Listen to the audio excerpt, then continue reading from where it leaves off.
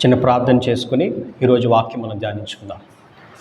మహోన్నతుడా, మహాపరిశుద్ధుడా, గొప్ప దేవుడా, తండ్రి, మీ ఆత్మ ద్వారా, మీ వాక్యం ద్వారా మీరే మాతో మాట్లాడవలసిందిగా, మమ్మలను ముందుకు నడిపించవలసిందిగా నజరేయుడైన యేసుక్రీస్తు వారి అతి పరిశుద్ధ నామములో మిమ్మల్ని ప్రార్థించి బ్రతిమాలి వేడుకొనుచున్నాము మా ప్రియ పరలోకపు తండ్రి. ఆమేన్.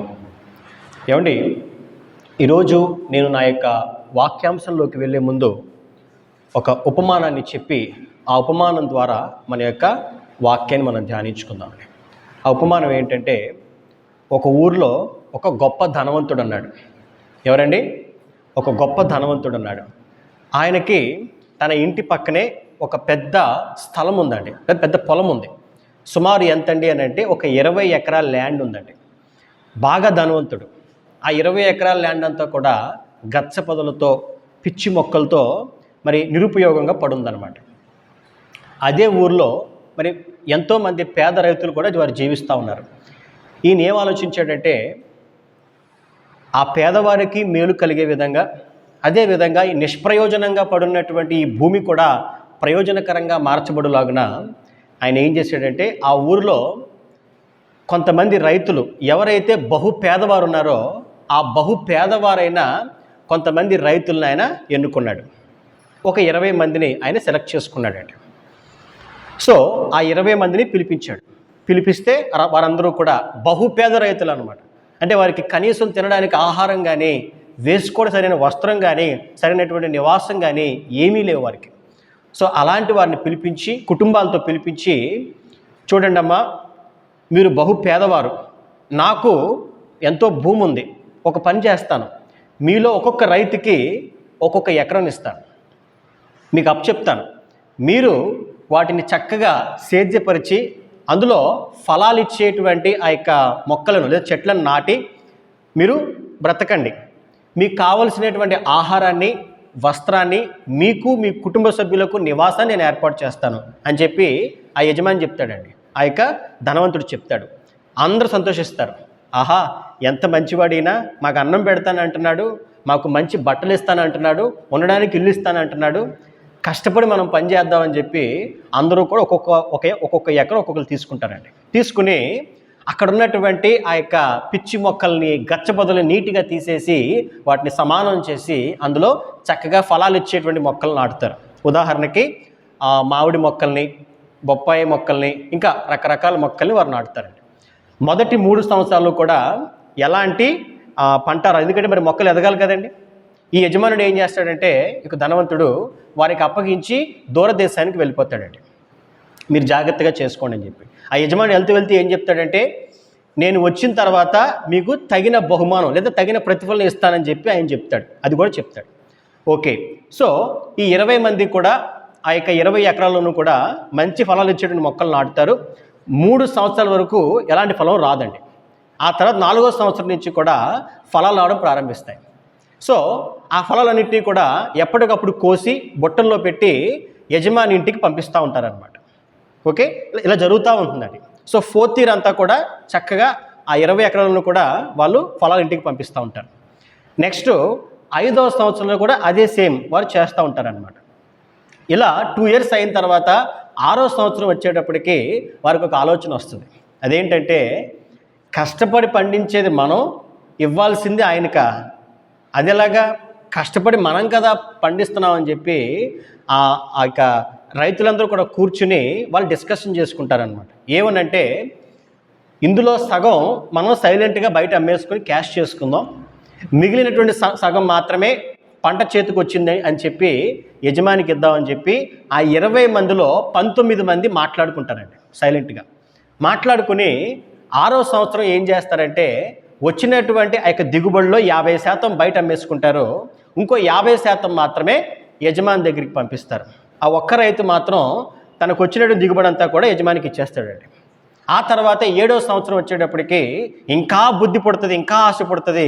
అప్పుడు ఏం చేస్తారంటే 75% బయట అమ్మేసుకుని క్యాష్ చేసుకుంటారు, కేవలము 25% దిగుబడి మాత్రమే యజమాని దగ్గరికి పంపిస్తారు. యజమాని దగ్గరికి అంటే యజమాని ఇంటికి. యజమాని లేడు, దూరదేశం వెళ్ళాడు. ఓకే, ఆ తర్వాత 7 years అయిపోయిన తర్వాత 8th year వచ్చేటప్పటికి వాళ్ళకి గొడవలు వస్తాయి. ఎందుకని? పంపకాలు సరిగా అవ్వట్లేదు. వాళ్ళకి డబ్బుల దగ్గర గొడవలు వచ్చినాయి అనమాట. గొడవలు వస్తే ఆ 19 రైతులు కూడా ఒకరినొకరు కొట్టుకుంటారనమాట. కొట్టుకునేటప్పుడు ఈ సమయంలోనే యజమాని మరలా వచ్చేస్తాడు. వచ్చేసిన తర్వాత యజమానికి మొత్తం తెలిసిపోతుంది. ఈ రైతులు తనని మోసం చేసి వచ్చినటువంటి దిగుబడి అంతట్లోనూ కూడా 50% ఒక సంవత్సరం, 75% ఒక సంవత్సరం బయట అమ్మేసుకున్నాడని చెప్పి తెలుస్తుందండి. వారందరినీ పిలిపిస్తాడు. పిలిపించి ఆ 19 మందితో మాట్లాడుతూ, ద్రోహులారా, దుర్మార్గులారా, మీకు అన్నం లేనప్పుడు నేను అన్నం ఇచ్చాను, మీకు సరైనటువంటి బట్టలు లేనప్పుడు నేను మీకు బట్టలు ఇచ్చాను, మీకు మీ కుటుంబానికి ఉండడానికి ఇల్లు ఇచ్చాను. అలాంటిది నన్నే మీరు మోసం చేయాలని చూస్తారా? నేను వచ్చిన తర్వాత మీ కష్టానికి తగినటువంటి ప్రతిఫలాన్ని ఇస్తానని వాగ్దానం చేసినప్పటికీ కూడా నా మాట మీరు లెక్క చేయకుండా మీకు మీరే ప్రతిఫలం పొందాలని ఆశించారే ద్రోహులారా అని చెప్పి ఆ 19 మందికి ఆయన ఏవైతే ఇచ్చాడో వాటన్నిటిని వెనక్కి తీసుకుని వాళ్ళని బయటికి పొమ్మని చెప్తాడండి. అందరినీ పంపించేస్తాడు. ఆ మిగిలినటువంటి ఒక్క రైతుని మాత్రం పిలిచి, నీకు అప్పగించినటువంటి ఈ పనిలో నువ్వు నమ్మకంగా ఉన్నావు, నీ తోటి రైతులందరూ కూడా మరి చెడిపోయి వారు తప్పు చేసినప్పటికీ కూడా నువ్వు నమ్మకంగా యథార్థంగా ఉన్నావు కాబట్టి ఆ 20 ఎకరాల మీద కూడా నేను యజమానిగా చేస్తున్నాను. అంత మాత్రమే కాదు, గడిచినటువంటి 7 సంవత్సరాలకి గాను నువ్వు పండించినటువంటి ఆ యొక్క పంట ఫలంలో లాభంలో 25% నీకు కేటాయిస్తున్నానని చెప్పి ఆ యజమాని చెప్తాడండి. విన్నటువంటి ఈ యొక్క ఉపమానంలో మనం తెలుసుకోవలసిన ప్రాముఖ్యమైన విషయం ఏంటంటే, ఒక విశ్వాసిగా, ఒక క్రైస్తవునిగా, దేవుణ్ణి నమ్ముకున్నటువంటి ఒక వ్యక్తిగా మనం ఎల్లప్పుడూ మన జీవితంలో యథార్థంగా, నీతిగా జీవించాలి. మరి ముఖ్యంగా, ప్రాముఖ్యంగా మనం ప్రతిఫలాన్ని భగవంతుని దగ్గర నుంచి మనం ఆశించాలి. హల్లెలూయా, హల్లెలూయా. ఈరోజు ఇదే మాట నా యొక్క వాక్యాంశంగా నేను తీసుకుంటున్నానండి. నా యొక్క వాక్యాంశం ఏంటంటే, from whom are we expecting our reward, from God or from people? మనము ప్రతిఫలాన్ని ఎవరి దగ్గర నుంచి ఆశిస్తున్నామో? మనుషుల యొద్ద నుండా, లేదా మనుషుల దగ్గర నుంచా, దేవుని దగ్గర నుంచా? ఇదే నా యొక్క వాక్యాంశంగా నేను తీసుకుంటున్నానండి. ముందుగా మనం ఒక వాక్యం చదువుకుందాం. హెబ్రీ పత్రిక 11వ అధ్యాయము 6వ వాక్యం మనం చదువుకున్నట్లయితే, హెబ్రీ పత్రిక 11వ అధ్యాయము 6వ వాక్యం మనం చదువుకుందామండి. విశ్వాసము లేకుండా దేవునికి ఇష్టుడయుండుట అసాధ్యము. దేవుని యొద్దకు వచ్చువాడు ఆయన ఉన్నాడనియు, తన్ను వెదకు వారికి ఫలము దయచేయువాడనియో నమ్మవలెను కదా. ఏమండి, ఇక్కడ క్లియర్గా ఏం రాయబడిందండి? ఎవరైతే దేవుని నమ్ముకుంటున్నాము అని చెప్తున్నారో మొదట మనం బలంగా విశ్వసించాల్సింది ఏంటంటే, దేవుడు ఉన్నాడనే సత్యం మనం గ్రహించాలి. రెండవది, తన్ను వెదుకు వారికి ఫలము దయచేయువాడనియు నమ్మాలి కదా. First of all we have to accept it. First of all we have to believe he is a rewarder of them that diligently seek him. మరి ఆయనే మనం నమ్ముకున్నటువంటి మన దేవుడు మనకు తగిన ప్రతిఫలం ఇస్తాడని మనం నమ్మాలి కదా అని చెప్పి వాక్యంలో రాయబడిందండి. నేనంటాను, ఒక నిజమైన క్రైస్తవుడికి, ఒక దేవుని విశ్వాసికి ఉండవలసినటువంటి ముఖ్యమైన లక్షణం ఇదేనండి. అదేంటంటే, అతడు ఏమి చేసినా, అతడు ఎక్కడున్నా, అతడు ఏమై ఉన్నప్పటికీ కూడా మనుషుల దగ్గర నుండి కాదు కానీ దేవుని యొద్ద నుండి ఆ వ్యక్తి ప్రతిఫలం ఆశించాలి. హల్లెలూయా. ఎందుకంటే మనుషుల దగ్గర నుండి మనం ఆశించేటువంటి ఆ ఫలము, బహుశా పొందుకునేటువంటి ఆ ఫలము ఎలాంటిదో తెలుసా అండి? అది చిమ్మెట తినివేయచ్చు, మనల్ని విడిచిపెట్టి దూరంగా వెళ్ళిపోవచ్చు, మనల్ని ఏదో ఒక రోజు మోసం చేయొచ్చు. అలాంటి ఫలాన్ని మనం మనుషుల దగ్గర నుంచి మనం పొందుకుంటామేమో, కానీ మన దేవుని యొద్ద నుండి మనం ఫలాన్ని ఆశిస్తే మాత్రం అది శాశ్వత కాలం ఉంటుందండి. హల్లెలూయా. ఒక నిజమైన క్రైస్తవుడు ప్రతిఫలాన్ని ఎప్పుడూ కూడా దేవుని యొద్ద నుండి మాత్రమే ఆశిస్తాడు అని నేను అంటానండి. దానికి ఉదాహరణకు నేను బైబిల్ కొంతమంది నేను చూపిస్తాను. మొట్టమొదటిగా నేను చూపించాలన్నటువంటి వ్యక్తుల్లో మొదటి వ్యక్తి అబ్రాహాము గారు. అబ్రాహాముగా పిలువబడినటువంటి ఈ అబ్రాము ఆనాడు, ఆ కాలంలో మరి దేవుని పిలుపుని బట్టి తన కుటుంబాన్ని, తన యొక్క ప్రజలను విడిచిపెట్టి వచ్చేస్తాడండి. తనతో పాటు తన యొక్క సహోదరుడి కుమారుడు అనేటువంటి లోతు కూడా ఈయనతో పాటు వచ్చేస్తారు. వచ్చేసిన తర్వాత ఒకానొక సమయంలో లోతు పశువుల కాపరులకు అబ్రాహాము పశువుల కాపరులకు గొడవ అవుతుంది. ఎందుకని? అప్పటికి వారు బహుగా ధనవంతులైపోయారు. అప్పుడు ఏమంటారండి? లోతు, నీవు నేను గొడవ పడకూడదు, నీవు నేను బంధువులము, కాబట్టి నువ్వు అక్కడుండి నేను ఇక్కడ ఉంటానని చెప్పి మొత్తానికి మాట్లాడుకుంటారనమాట. మరి ఈ యొక్క సందర్భంలో ఏమవుతుందంటే, లోతు నివసిస్తున్నటువంటి ఆ యొక్క సొదొమ గొమొర్రా పట్టణం, ఆ యొక్క సొదొమ రాజు మీదకి గొమొర్రా రాజు మీదకి కొంతమంది రాజులు వారితో యుద్ధం చేసి వారిని దోచుకుంటారండి. ఉదాహరణ మనం బైబిల్లో చూస్తే ఆదికాండము 14వ అధ్యాయంలో ఈ మాట రాయబడింది. ఆదికాండము 14వ అధ్యాయము 11 మరియు 12 మనం చదువుకుందామండి. అప్పుడు వారు సొదొమ గొమొర్రాల ఆస్తి యావత్తును వారి భోజన పదార్థములన్నీ పట్టుకొని పోయిరి. ఎవరైతే ఈ సొదొమ రాజు మీద గొమొర్రా రాజు మీదకి వచ్చారో వారితో పోరాడి ఆ సొదొమ గొమొర్రా ఆ యొక్క రాజ్యానికి సంబంధించినటువంటి ఆ యొక్క సంపదను, వారి యొక్క ఆహారాన్ని, ఆ యొక్క సొదొమ గొమొర్రా పట్టణపు నివాసుల యొక్క ఆస్తులను కూడా వారు పట్టుకుపోతారండి. పట్టుకుపోయినప్పుడు పాపం లోతు యొక్క ఆస్తిని, లోతు యొక్క స్త్రీలను, లేదా లోతు యొక్క తనకి కలిగినటువంటి సమస్తాన్ని కూడా తీసుకుపోతారు. ఆదికాండం 14వ అధ్యాయము 16వ వాక్యం మనం చదువుకున్నట్లయితే ఇక్కడ అబ్రహాం గారు ఏం చేస్తారంటే, ఎప్పుడైతే ఈ విషయం అబ్రహాం గారికి తెలుసుకుంటారో, ఇలాగా లోతు మరియు ఆ యొక్క సొదొమ గొమొర్రా పట్టణ ఆస్తంతా కూడా దోచుకుపోయారని చెప్పి ఎప్పుడైతే అబ్రహాం గారికి తెలుస్తుందో, ఆయన ఏం చేస్తారంటే కొంతమందిని వెంట పెట్టుకుని వాళ్ళని తరిమి వాళ్ళతో పోరాడతారండి. పోరాడి వారి దగ్గర నుంచి ఈ ఆస్తిని, మనుష్యులను, స్త్రీలందరినీ కూడా వెనక్కి తీసుకొస్తారు. 14వ అధ్యాయం 16వ వాక్యంలో ఈ మాట ఉంటుందండి, చదవండి. ఆస్తి యావత్తు తిరిగి తెచ్చి తన తమ్ముడైన లోతును, అతని ఆస్తిని, స్త్రీలను, ప్రజలను తిరిగి తీసుకొని వచ్చెను. వారు ఎవరైతే పూర్తిగా దోచుకుని వెళ్ళిపోయారో వారి దగ్గర నుండి మరలా స్త్రీలను, ప్రజలను, సంపదను, ఆస్తిని అంతటిని కూడా ఆయన వెనక్కి తీసుకొస్తాడండి. వెనక్కి తీసుకొచ్చిన తర్వాత సొదొమ గొమొర్రా రాజుల యొక్క సంతోషం అంతా ఇంత కాదు. వాళ్ళు నిజంగా ఎంతో సంతోషిస్తారు, ఎంతో కృతజ్ఞత చూపిస్తారు. ఎంత కృతజ్ఞత చూపిస్తారంటే వాళ్ళు అంటారు, అబ్రాహాము గారు మీరు మా కోసం ఎంతో చేశారు, మేము సమస్తాన్ని కోల్పోయాం అనుకున్నాం, కాబట్టి మనుషుల్ని మాకు ఇచ్చి సమస్తమైన వస్తువులను, ఆస్తిని మీరు తీసేసుకోండి అని అంటారండి. ఆదికాండం 14వ అధ్యాయము 21వ వచనం మనం చదువుకున్నట్లయితే, సొదొమ రాజు మనుషులను నాకిచ్చి ఆస్తిని నీవే తీసుకొనుమని అబ్రాముతో చెప్పగా. ఏమండి, ఇక్కడ ఆస్తి అంటే ఒక వ్యక్తి యొక్క ఆస్తి అనుకోకండి.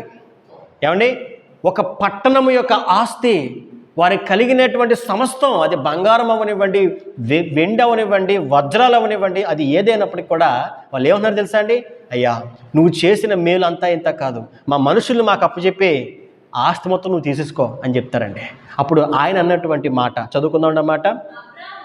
అబ్రాము, నేనే అబ్రామును ధనవంతునిగా చేసితినని నీవు చెప్పకుండానట్లు ఒక నూలు పోగైనను, చెప్పుల వారైనను, నీ వాటిలో ఏదైనను తీసుకొననని ఆకాశమునకు, భూమికి నీ సృష్టికర్తయును సర్వోన్నతుడను దేవుడునైన యెహోవా ఎదుట నా చేయి ఎత్తి ప్రమాణము చేసి ఉన్నాను. హల్లెలూయా, హల్లెలూయా. ఏమండి, ఎవరిని ఇలా చెప్పగలుగుతారు? అసలు ఒక పట్టణం యొక్క ఆస్తి నీకు ఇచ్చేస్తానంటే నాకు అక్కర్లేదు, ఈ అబ్రామును గొప్పవానిగా, ధనవంతునిగా చేసింది నువ్వు అని ఎప్పటికీ రాయకూడదు. నా దేవుడే నన్ను గొప్పవానిగా చేయాలి అని చెప్పి ఆయన చెప్తాడండి. నేనంటాను, అబ్రాహాము గారు దేవుని స్నేహితుడిగా పిలువబడ్డాడు. ఎందుకు అనంటే because of his righteous character. Hallelujah. అతనికి ఉన్నటువంటి ఆ నీతి గల క్యారెక్టర్ అండి. ఎంత గొప్ప క్యారెక్టర్ చూడండి. అంత గొప్ప సంపదని కేవలము దేవుని కొరకు తృణప్రాయంగా పక్కనెట్టేశాడు. నాకు వద్దని చెప్తున్నాడు ఆయన.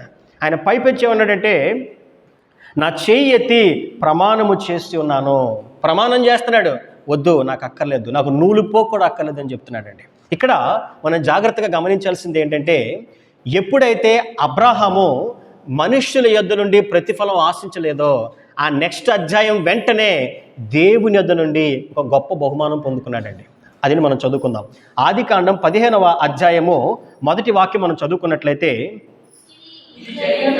ఇవి జరిగిన తరువాత యెహోవా వాక్యము అబ్రామునకు దర్శనమందు వచ్చి, అబ్రామా భయపడకుము, నేను నీకు కేడము, నీ బహుమానము అత్యధికమగునని చెప్పాను. ఎప్పుడైతే అబ్రాము మనుషుల యొద్ద నుండి ప్రతిఫలం ఆశించట్లేదో, గాడ్ హిమ్సెల్ఫ్ ఈజ్ సేయింగ్, దేవుడే చెప్తున్నాడు, అబ్రాహమా నీ బహుమానము బహు గొప్పది, నేను నీకు గొప్ప బహుమానం ఇస్తానంటే అబ్రాహాం గారి మనసులో ఒక ఆశ ఉంది. ఏంటో తెలుసా అండి, అతనికి ఒక కొడుకు ఉంటే, ఒక కుమారుడు ఉంటే బాగుంటుంది, అంతకు మించిన బహుమానం ఇంకేమీ లేదని చెప్పి అబ్రాహాం గారి మనస్సులో ఒక ఆశ ఉందండి. కానీ ఆయన వయసు అయిపోయినవాడు, ఆయనకి కుమారులు లేరు. అప్పుడు ఆయన ఆలోచించుకుంటున్నాడు. ఆ వాక్యం మనం చదువుకుందామండి. ఇదిగో నీవు నాకు సంతానం ఇయ్యలేదు గనుక నా పరివారములో ఒకడు నాకు వారసుడగునని చెప్పగా ఆయన బాధ ఆయన వ్యక్తం చేస్తున్నాడండి. అయ్యా, నీవు నాకు సంతానం ఇవ్వలేదు కదా, నా పనివారిలో ఒకడు నా వారసుడిగా ఉంటాడే, అప్పుడు నా బహుమానం అత్యధికంగా ఎలా ఉంటుంది అని చెప్పి అబ్రాహాము మాట్లాడుతున్నప్పుడు దేవుడైన యెహోవా అంటున్నాడు. చదవండి. యెహోవా వాక్యము అతని యొద్దకు వచ్చి, ఇతడు నీకు వారసుడు కాడు, నీ గర్భవాసమున పుట్టబోచున్నవాడు నీకు వారసుడగునని చెప్పాను. దేవునికి మహిమ కలుగును గాక. ఎప్పుడైతే అబ్రాహాము మనుషుల యొద్ద నుండి కాదు కానీ దేవుని యొద్ద నుండే ప్రతిఫలం ఆశించాడో, ఎప్పుడైతే మనుషులు ఇచ్చేటువంటి ప్రతిఫలాన్ని పక్కన పెట్టాడో, దేవుణ్ణి చూశాడో, దేవుని యొద్ద నుండి గొప్ప బహుమానం పొందుకున్నాడు. అతడే ఇస్సాకు, వాగ్దాన కుమారుడు. అది ఎంత గొప్ప ఆశీర్వాదకరం అంటే శాశ్వత కాలం నిలిచిపోయిందండి. హల్లెలూయా. బహుశా అబ్రాహాము వారి దగ్గర ఆ పట్టణపు సంపదంతా తీసుకున్నప్పటికీ రేపొద్దున్న ఇంకొకటి వచ్చేది పట్టుకుపోయేవాడేమో కదండి. ఇంకొక రాజు వచ్చి అబ్రహాం దగ్గర బోలు సంతానం ఉంది అని చెప్పి యుద్ధం చేసి పట్టుకుపోయేవాడేమో. కానీ దాన్ని కాదు అబ్రహాం ఆశించింది, సంపద దాన్ని కాదు అబ్రహాం ఆశించింది, దేవుని యొద్ద నుండి గొప్ప బహుమానాన్ని ఆయన ఆశించినట్లుగా ఇక్కడ మనం చూస్తున్నామండి. This is the first situation. రెండోదిగా మనం చూస్తే బైబిల్ గ్రంథంలో నెహెమ్యా అనే ఒక భక్తుడు ఉన్నాడండి.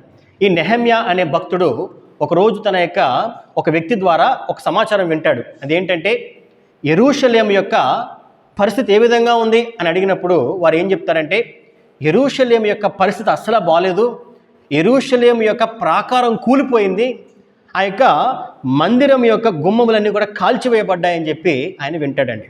చాలా బాధపడతాడు, లోపల ఎంతో దుఃఖిస్తాడు, కన్నీరు విడిచి ఎంతగానో మరి ఏడుస్తాడండి. ఆ వాక్యం మనం చదువుకుందాం. నెహెమ్యా గ్రంథము 1వ అధ్యాయము 3 and 4 మనం చదువుకుందామండి. నెహెమ్యా గ్రంథము 1వ అధ్యాయము చదవండి.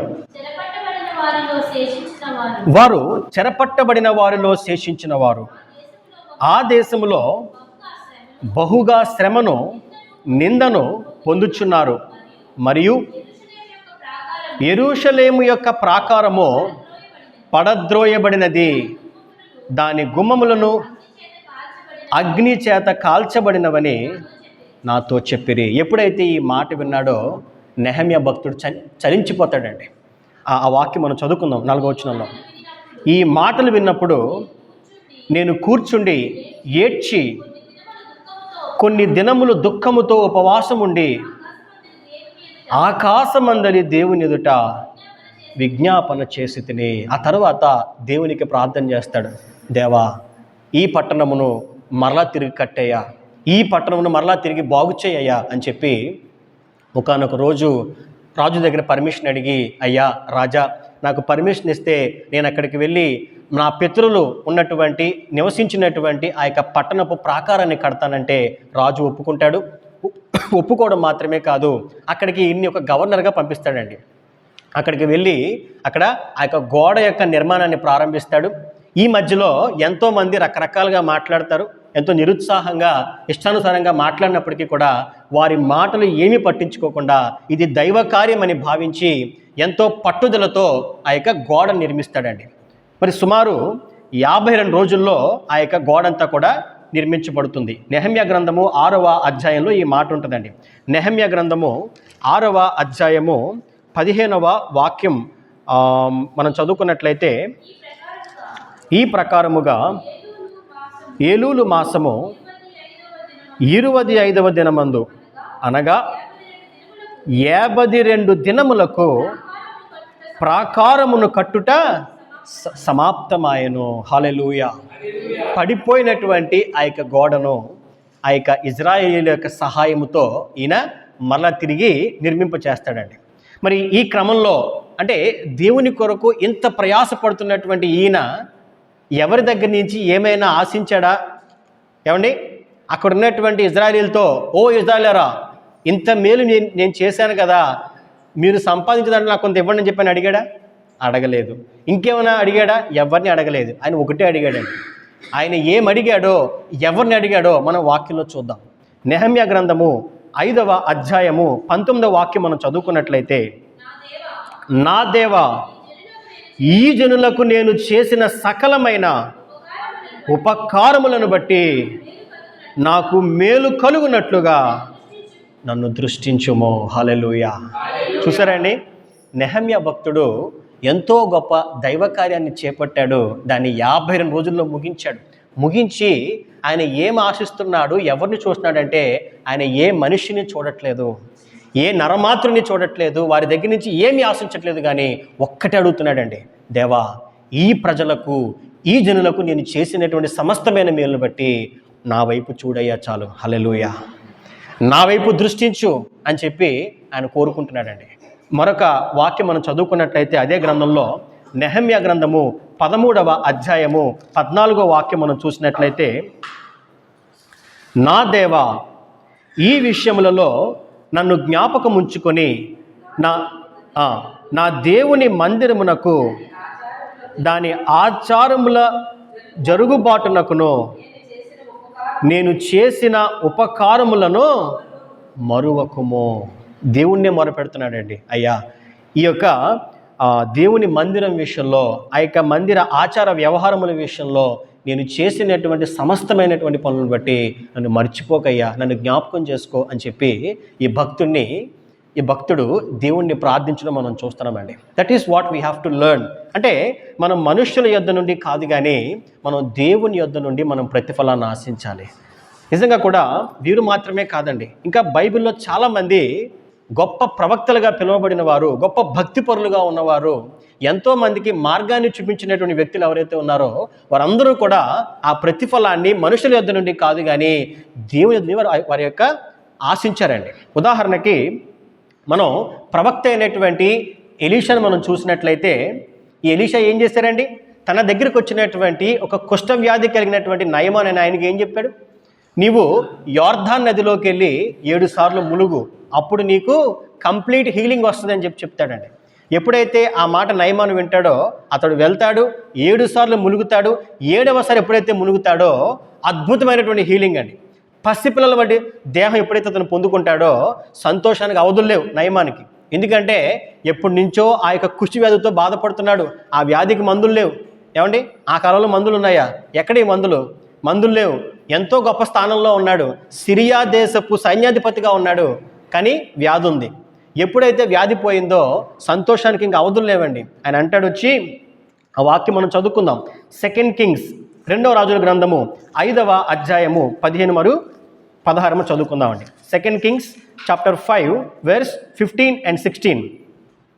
అప్పుడు అతడు తన పరివారముతో కూడా దైవజనుని దగ్గరకు తిరిగి వచ్చి అతని ముందర నిలిచి, చిత్తగించుము, ఇజ్రాయెల్లో ఉన్న దేవుడు తప్ప లోకమంతటి యందును మరి యొక్క దేవుడు లేడని నేను ఎరుగుదును. ఇప్పుడు నీవు నీ దాసుడైన నా యొద్ద బహుమానము తీసుకొనవలసినదని అతనితో చెప్పగా, ఆయన బతిమాలుతున్నాడండి. నయమాన్ గారు అడుగుతున్నారు, అయ్యా, నీవు నమ్ముకున్నటువంటి ఈ దేవుడనే యెహోవాయే నిజమైన దేవుడు, వేరొక దేవుడు లేడు అని నేను బలంగా నమ్ముతున్నాను. కాబట్టి నా దగ్గర నుంచి ఏదైనా ఒక బహుమానాన్ని తీసుకో అని చెప్పి ఎంతగానో ఆ యొక్క ప్రవక్త అయినటువంటి ఎలీషాను అడుగుతున్నాడండి. ఎంతగానో అడుగుతున్నప్పుడు ఆయన చెప్పిన రిప్లై ఏంటంటే 16 వచనం చూద్దామండి. ఎలీషా, ఎవని సన్నిధిని నేను నిలవబడి ఉన్నానో ఇజ్రాయేలు దేవుడైన ఆ యెహోవా జీవము తోడు నేనేమీ తీసుకొననని అని చెప్పాను. ఇదిగో నా దేవుని జీవము తోడు నేనేమీ తీసుకున్నాయా, ఎందుకంటే నువ్వేదో ఇస్తావని చెప్పి నేను నీకు సహాయం చేయలేదు. నీ దగ్గర నుంచి ఏదో బట్టల్లో ధనాన్నో బంగారాన్ని ఎక్స్పెక్ట్ చేసి నేను నీకు ఈ మాట చెప్పలేదు. నా దేవుడు చెప్పమన్నాడు, నేను నీకు చెప్పాను. నీకు నుంచి సమాధానం కలిగి వెళ్ళిపో అని చెప్తాడండి. నిజంగా కూడా ఇక్కడ ఈ ప్రవక్త అయినటువంటి ఎలీషా ఆ మూమెంట్లో నిజంగా అడిగితే నయమాను ఏమైనా ఇస్తాడు ఎవడో చెప్పండి. ఆ మూమెంట్లో ఒక అద్భుతమైనటువంటి కార్యం అతనికి జరిగింది. అతడు ఊహించినటువంటి ఒక గొప్ప కార్యాన్ని పొందుకున్నాడు. ఆ మూమెంట్లో ఏమడిగితే అది ఇచ్చేస్తాడు నయమాను, కానీ అడ్వాంటేజ్ తీసుకోలేదు. He didn't take the advantage. ఏదో ఆశించాలని, ఏదో తీసుకోవాలనుకోలేదు. నా దేవుడు చెప్పాడు, నేను చేశాను. ప్రతిఫలం ఏదైనా ఉంటే అది నాకు నా దేవుడే ఇస్తాడు అని చెప్పి ఎలీషా ఆలోచించాడండి. ఇలా మనం చూసుకుంటూ వెళ్తే ఎంతోమంది దేవుని యొక్క బిడలు, దేవుని యొక్క సేవకులు ఆ ప్రతిఫలాన్ని మనుషుల దగ్గర నుంచి కాదు కానీ దేవుని దగ్గర నుండి వారు పొందుకున్నట్లుగా మనం చూస్తున్నాం. మరొక వ్యక్తి ఎవరనంటే దానియేలు అండి. ఈ దానియేల్ని రాజు అయినటువంటి బెల్షస్సర్ అడుగుతాడు, ఆ గోడ మీద రాయబడినటువంటి ఆ రాత యొక్క అర్థం నాకు నువ్వు చెప్పావంటే ఈ రాజ్యంలో ఉన్నత స్థాయిలో నేను కూర్చోబెడతానని కూడా చెప్తాడండి. ఆ మాట ఉంటుంది, మనం చదువుకుందామండి. దానియేలు గ్రంథము 5వ అధ్యాయము 16 and 17 మనం చదువుకుందామండి. అంతర్భావములను బయలుపరచుటకును, కఠినమైన ప్రశ్నలకు ఉత్తరమిచ్చుటకును నిన్ను గూర్చి విని ఉన్నాను గనుక ఈ వ్రాతను చదువుటకును దాని భావమును తెలియచెప్పుటకును నీకు సఖ్యమైన ఎడల నీవు ఉదారంగు వస్త్రము కట్టుకొని మెడను సువర్ణ కంఠభూషణము ధరించుకొని రాజ్యములో 3వ అధిపతిగా ఏలుదువు. ఏమండి, ఎంత పెద్ద ఆఫర్ అండి ఇది, మామూలు ఆఫరా ఇది? అప్పటి వరకు దానియేలు భక్తుడికి ఎవరు ఇవ్వనటువంటి ఆఫర్. అదేంటంటే నువ్వు ఉదారంగు వస్త్రం కట్టుకొని, ఏమండి ఉదారంగు అంటే చాలా అదొక రాయల్ కలర్ అండి అది. ఏమండి ఉదారంగు వస్త్రము కట్టుకొని మెడను సువర్ణ కంఠభూషణము ధరించుకొని రాజ్యములో 3వ అధిపతిగా నిన్ను చేసేస్తానన్నాడు అనమాట. Bumper offer. ఆహా, భలే ఆఫర్ దొరికింది, ఈ ఆఫర్ నేను అడ్వాంటేజ్గా ఉపయోగించుకున్నానా, నా లైఫ్ సెటిల్ అని అనుకున్నాడా అండి? అనుకోలేదు. ఆయన చెప్పిన రిప్లై ఏంటి తెలుసా అండి? 17వ వచనంలో, అందుకు దానియేలు ఇట్లా, నేను నీ దానములు నీ యొద్ద నుంచి కొనుమో, నీ బహుమానములు మరి ఎవనికైనా ఇమ్మో, అయితే నేను ఈ రాతను చదివి దాని భావమును రాజునకు తెలియచెప్పెదను. ఓ రాజా, నువ్వు నాకు ఇస్తానన్న బహుమతులు ఇంకెవరికైనా ఇవ్వి, నువ్వు నాకు చేస్తానన్నటువంటి మేలు నువ్వే అట్టి పెట్టుకో, నువ్వు అడిగింది భావమే కదా, నేను చెప్తాను చూడు అని చెప్పి ఆయన చెప్పడం మనం చూస్తున్నామండి. ఇలాగా భక్తుడైనటువంటి దానియేలు తన జీవితంలో కూడా ఆయన కూడానండి దేవుణ్ణే చూశాడు తప్ప ఏనాడు కూడా ఏ మనిషిని కానీ ఏ రాజును కానీ వారి దగ్గర నుంచి ఏమన్నా వస్తుందా, వీరి దగ్గర నుంచి ఏమన్నా వస్తుందా అని ఈ రోజు చూడలేదండి. నిజంగా కూడా మరి ఈ రోజుల్లో మరి మనుషులు ఎంతగా మారిపోయారంటే వారు దేవుని చూడట్లేదు, కేవలం మనుషులు మాత్రమే చూస్తున్నారు. మనుషుల దగ్గర నుంచి నేను ఏ రకంగా ప్రయోజనం పొందుకోవాలి, ఏ మనిషిని ఏ రకంగా ఉపయోగించుకోవాలని ఆలోచన చేస్తున్నారు. నిజంగా కూడా అది ఏమాత్రం ఉపయోగం లేనటువంటి ఆలోచన అండి. ఈరోజు ఈ వాక్యం వింటున్న ప్రతి ఒక్కరితోనూ దేవుడు సూటిగా మాట్లాడుతున్నాడు. ఈరోజు మనం ఏ రకంగా జీవిస్తున్నాం? నిజంగా మనం ఒక క్రైస్తవుడిగా, క్రైస్తవురాలుగా మనం జీవిస్తూ మనం దేవుణ్ణి పక్కన పెట్టి మనం మనుషులు చూసేవారమైతే ఈ లౌకికమైనటువంటి వ్యక్తుల నుండి ఏదైనా ఆశించాలని అనుకుంటే మనమంత వెర్రివారు ఎవరు ఉండరండి. పైపెచ్చు మరికొంతమంది ఎలా ఉన్నారు తెలుసా అండి? ఉదాహరణకి వాళ్ళు రూపాయి చేస్తే 10 రూపాయలు అడావిడి చేస్తున్నారా చేయట్లేదా చెప్పండి. ఏమండి, రూపాయి చేస్తే 10 రూపీస్ అడ్వర్టైజ్మెంట్కి పోతుంది డబ్బులన్నీ. మత్తయి సువార్త 6వ అధ్యాయము మొదటి వాక్యం మనం చదువుకున్నట్లయితే, మత్తయి సువార్త 6వ అధ్యాయము మొదటి వాక్యం మనం చదువుకుందామండి. మనుష్యులకు కనబడవలనని వారి ఎదుట మీ నీతి కార్యము చేయకుండా జాగ్రత్త పడుడి, లేని ఎడల పరలోకమందున్న మీ తండ్రి వద్ద ఎక్కడి నుంచి వస్తుందని ఫలం. నిజంగా మనం ఫలం పొందాలి అని అనుకున్నామంటే దేవుడు చెప్తున్నాడు, నువ్వు చేసే సహాయం ఏదైనా ఉంటే డూ ఇట్ ప్రైవేట్లీ, రహస్యంగా నువ్వు చేయి. అప్పుడు నువ్వు చేసినటువంటి ఆ సహాయాన్ని భగవంతుడు చూస్తాడు. ఆయన చూసి నీకు గొప్ప ప్రతిఫలం ఇస్తాడు. హల్లెలూయా. నువ్వు చేసే ఎంత సహాయానికి ఎదర 10 మందిని వెనకాల 10 మందిని నించోబెట్టి నువ్వు బోర ఉదించుకున్నావంటే అంతే, అక్కడికి నువ్వు పొందుకున్నావు. ఇంకా దేవుని ఎదురుని నువ్వేమే ఎక్స్పెక్ట్ చేయకూడదు. ఇంకా అంతే. ఇక్కడ ఉన్న వాక్యం యొక్క అర్థం అదే కదండి. ఇంకా మరికొంతమంది ఏ విధంగా ఉన్నారంటే వేషధారుల వలె హిపోక్రసీతో వారు ఉన్నారండి. మత్తయి సువార్త అదే 6వ అధ్యాయము 5వ వాక్యం మనం చదువుకున్నట్లయితే, మరియు మీరు ప్రార్థన చేయనప్పుడు వేషధారుల వలె ఉండవద్దు, మనుష్యులకు కనబడవలనని సమాజ మందిరములలోనూ వీధుల మూలలలోనూ నిలిచి ప్రార్థన చేయుట వారికి ఇష్టము, వారు తమ ఫలము పొంది ఉన్నారని నిశ్చయముగా మీతో చెప్పుచున్నాము. దీస్ హిపోక్రైట్స్, యేసు ప్రభు అన్నమాట. ఓ హిపోక్రైట్స్, ఓ వేషధారులారా. ఏమండి, యేసు ప్రభు ఎంతోమంది క్షమించాడండి. ఆయన పాపాత్ముల స్త్రీని క్షమించాడు, ఏమండి సుంకర్లను క్షమించాడు, పాపుల్ని క్షమించాడు. కానీ ఈ వేషధారులను మాత్రం ఎంత మాత్రం క్షమించలేదండి ఆయన. పైపెచ్చని అంటాడు, ఓ వేషధారులారా, సున్నం కొట్టిన సమాధులారా, మీరు ఎప్పుడు వస్తారు దేవుని రాజ్యంలోకి, మీరు రాని చెప్పాడు ఆయన.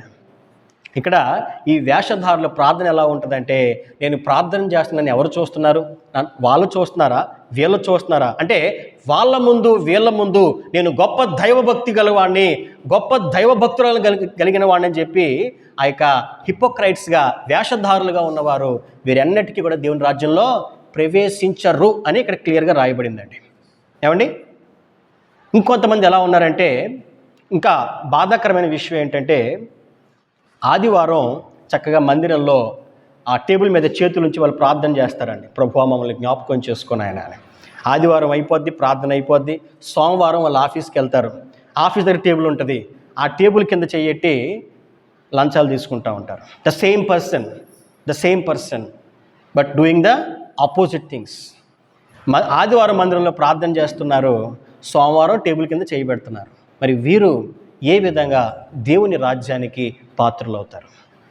ఎవరైతే ఈ మాటలు వింటున్నారో ఒక్కసారి వారి యొక్క హృదయాలు వారు పరిశీలన చేసుకోవాలి. ఈరోజు మనం ఏ రకంగా ఉన్నామండి? మనల్ని పుట్టించింది మన దేవుడు, మనల్ని కాపాడుతున్నది మన దేవుడు. మనం నిజంగా ఏదైనా చేస్తే అది మనం దేవుని యొక్క వాక్యాన్ని అనుసరిస్తూ మనం చేయాలి. మనం ఏం చేసినా అందులో నీతి యథార్థత ఉండాలి. మరి నాకు రావాల్సిన ప్రతిఫలం సంగతి ఏంటండి అని అంటారా?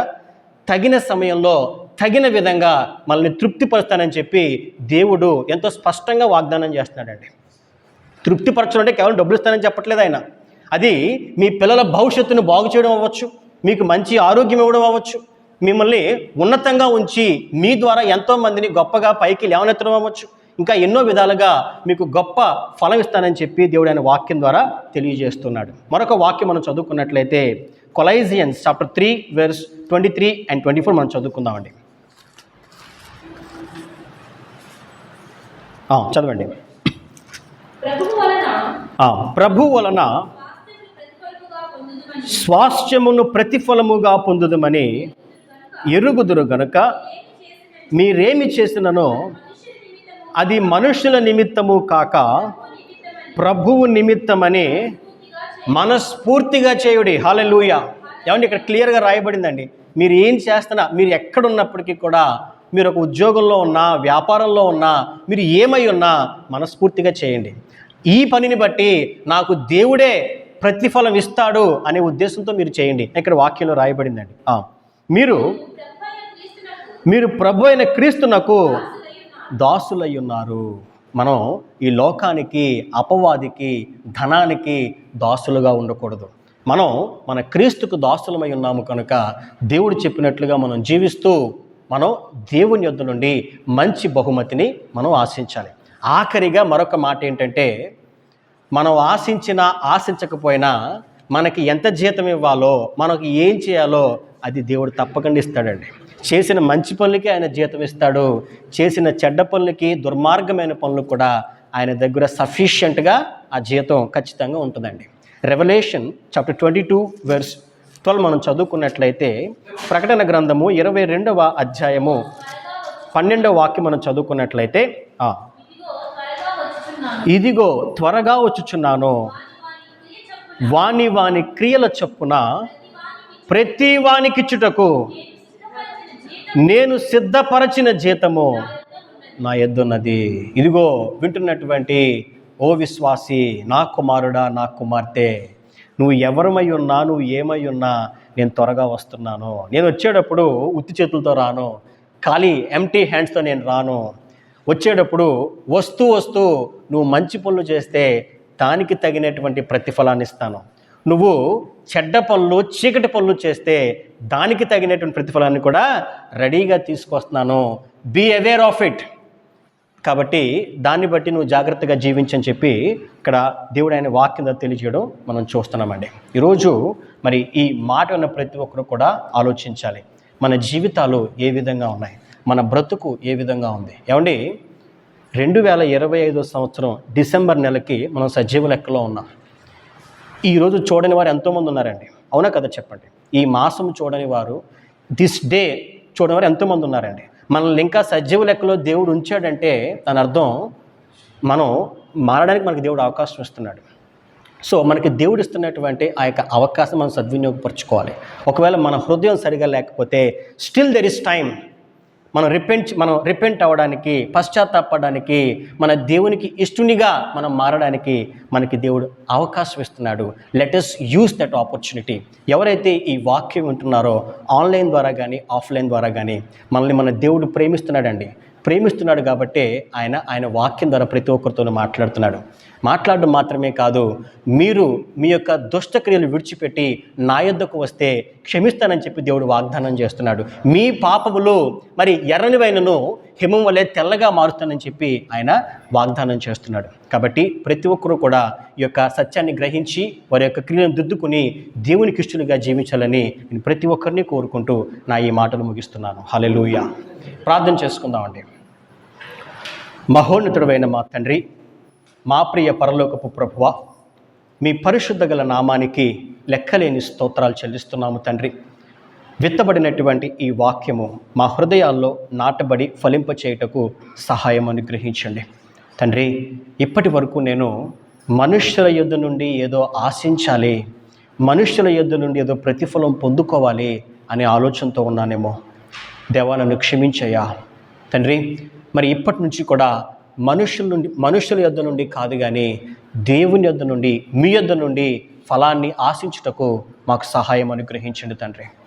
మనుషుల్ని చూడకుండా మిమ్మల్ని మాత్రమే చూస్తూ మా బ్రతుకులో నీతి కలిగి, యథార్థత కలిగి ముందుకు వెళ్ళడానికి మాకు సహాయం అనుగ్రహించవలసిందిగా, మీ భక్తులైనటువంటి అబ్రాహామును పోలి, నెహెమ్యాను పోలి, దానియేలును పోలి జీవించగలిగేటువంటి జీవితాన్ని మా అందరికీ నీ దయచేయవలసిందిగా నజరేయుడైన యేసుక్రీస్తు వారి పరిశుద్ధ నామంలో మిమ్మల్ని ప్రార్థించి ప్రతిమాలే వేడుకొనుచున్నాము మా ప్రియ పరలోకపు తండ్రి. Amen, amen, amen. అందరికీ వందాలండి.